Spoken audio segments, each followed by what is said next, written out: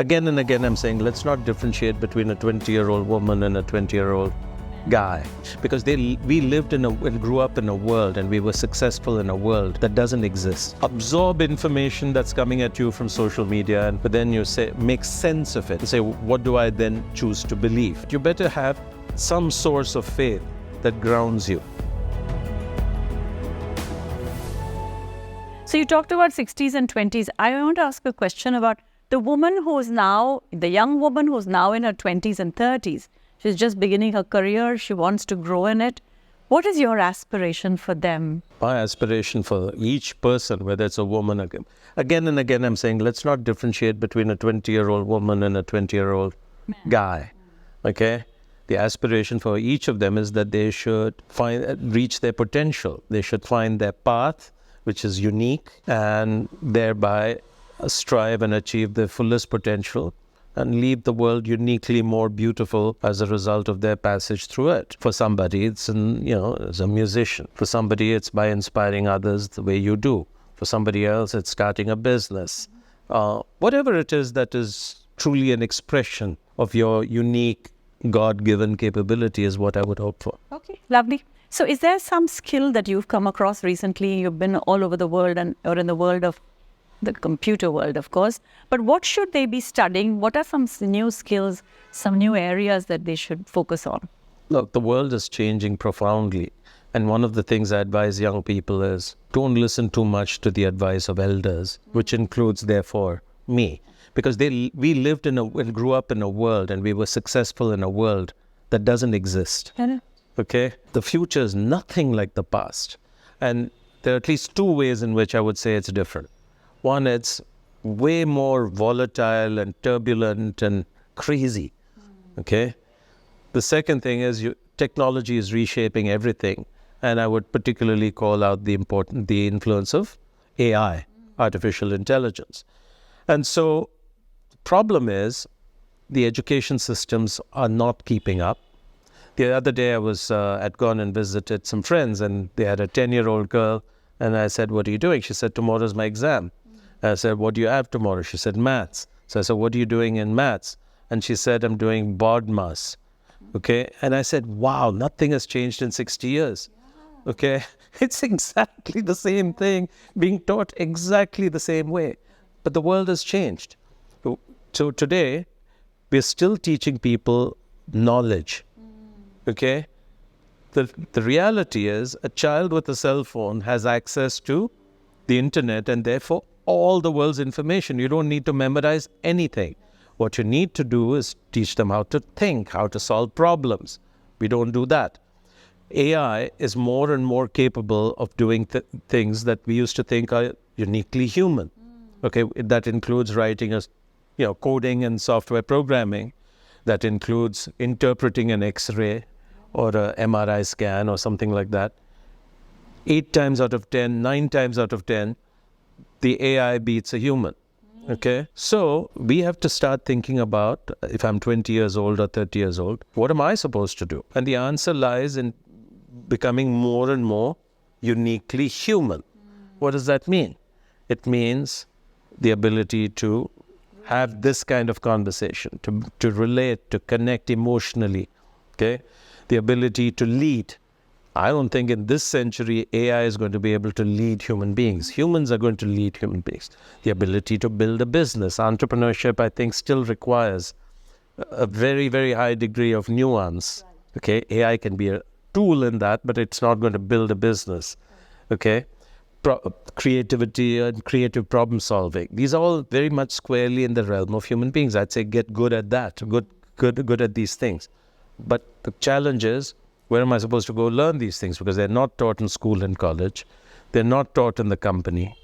And that's why they should read my book. My last book is called What the Heck Do I Do With My Life? And the one that I'm writing right now, which hopefully will be out in some months, is Will AI Steal My Job? The burning question. So that's why I wanted to say that we call our programs mindful leadership. Because I think mindfulness is going to be such an important thing to learn along with this world of AI. And I love that you said don't listen to people older than you for advice. Who should they be seeking advice from? Their peers, right?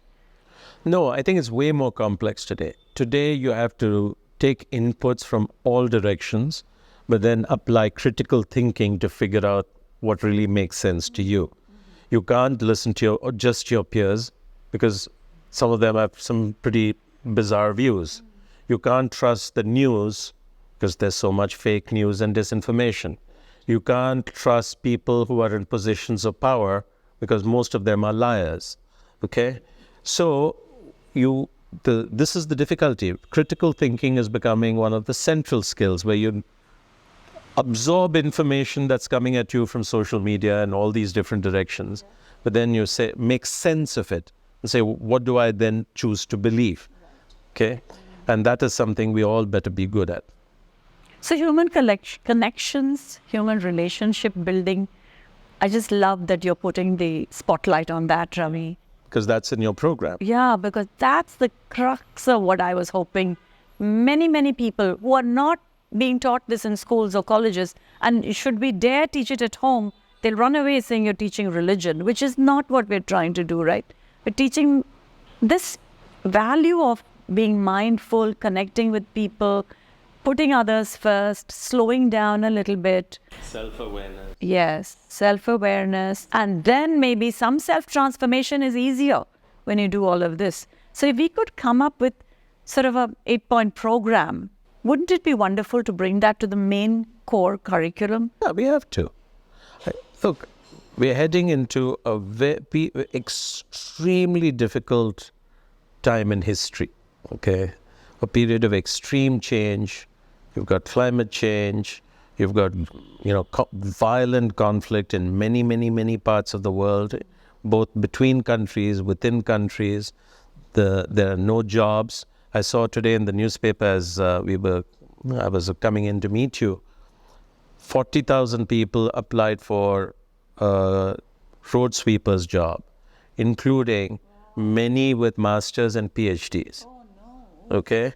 So that tells you the extreme pressure on finding, employment and livelihood opportunities, jobs, etc.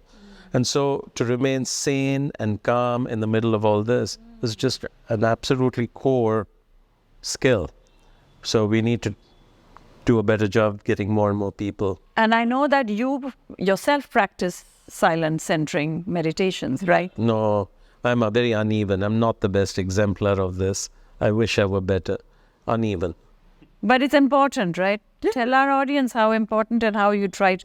Yeah, there's that famous story of Gandhiji where a mother brings her child and says, Bapuji, he eats too much sugar, tell him to stop. And he said, oh, is that so? Come back next week.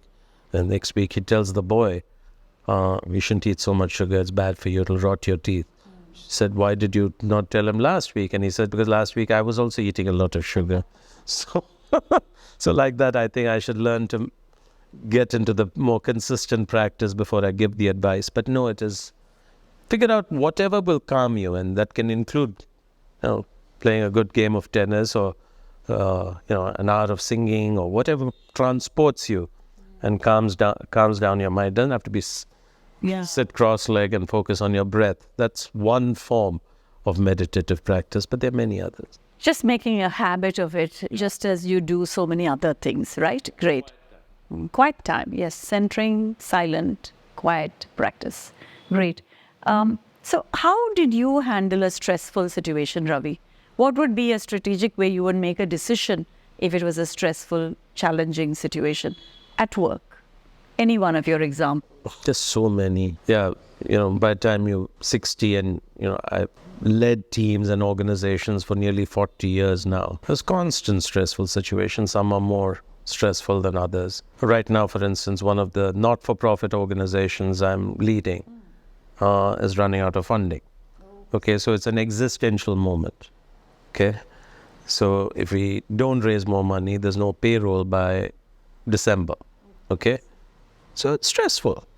And so first thing to realize is, look, in life you are going to have sometimes very, very stressful moments. The only time you won't have stress is when you're dead.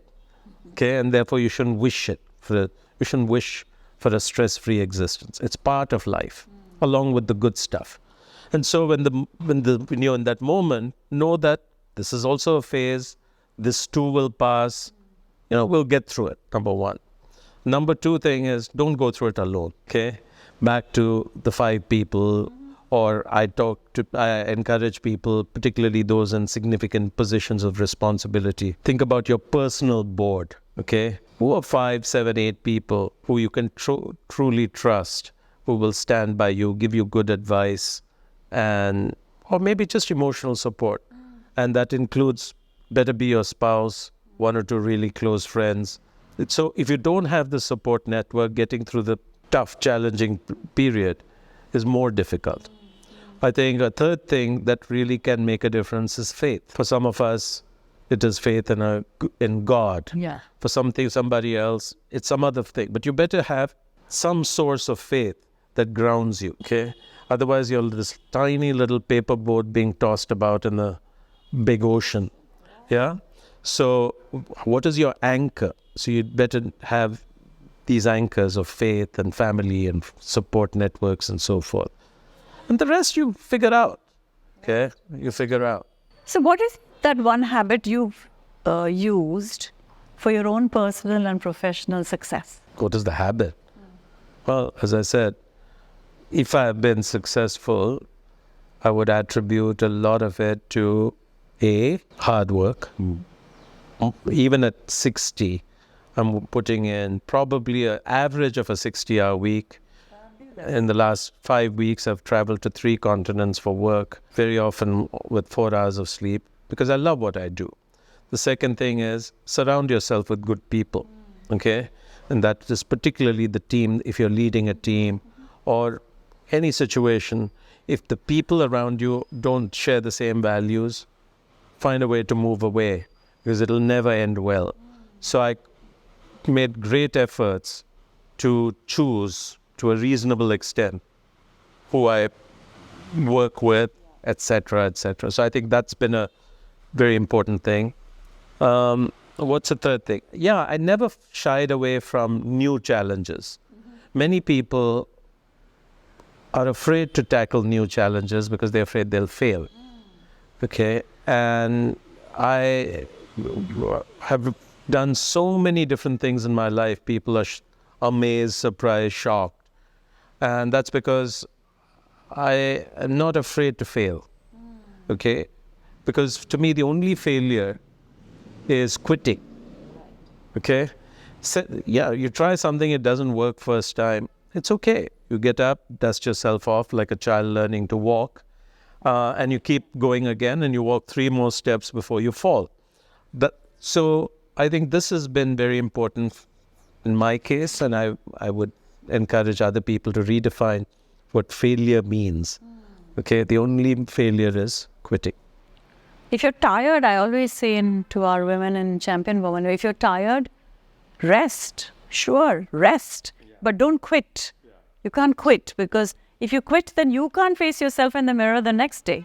And actually, Ravi, there's a very good point you said. You love what you do. Yeah. That's the passion that every person must take on. Find that passion and then add the economic... Yeah, but I think why a lot of people quit, particularly women, is they don't have the emotional support.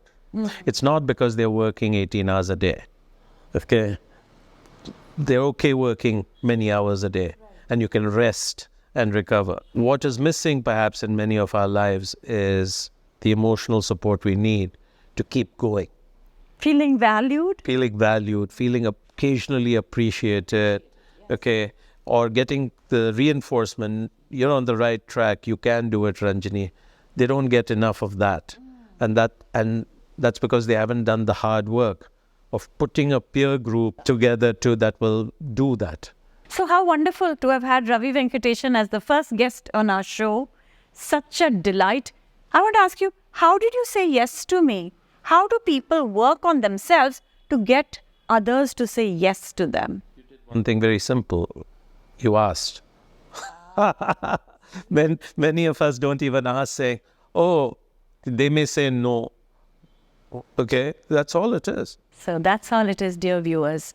Ask, and you will get it. And ye shall receive. Ye shall receive. Don't ask, you're bound not to receive. As I leave, I just wanted you to convey to the team of champion women back home that they should see their work not as a job. They're on a mission, they're missionaries, they're doing incredibly important work, and it's transformational. And there are lots of people like us who are there to support them. So Fantastic. Thank you, Ravi. Champion a woman, she will build the nation.